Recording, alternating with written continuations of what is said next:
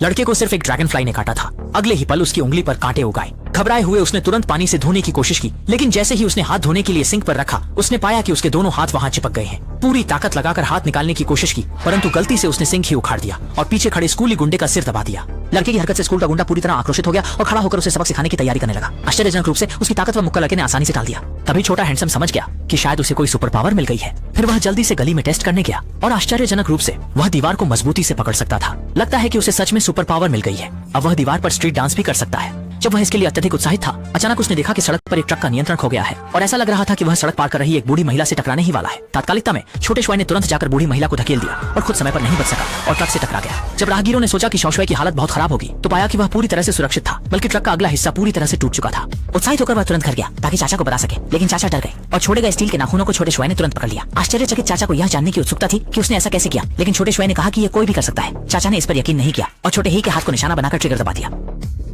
ये देखने के लिए कि क्या वास्तव में छोटू के पास सुपर पावर है, चाचा ने पास पड़ी तलवार उठाई और छोटू के पेट की तरफ वार किया।